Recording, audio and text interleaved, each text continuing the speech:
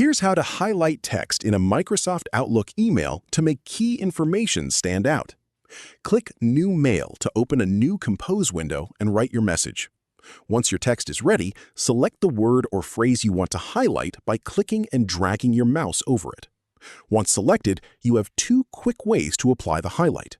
The first way, double-click the word, and a small formatting menu will pop up directly on screen. Find the highlight icon, which looks like a marker pen, and click it. Your text will be highlighted instantly. The second way, look at the Message tab in the ribbon toolbar at the top. Find the highlight icon in the formatting options and click it. Both methods apply the highlight immediately.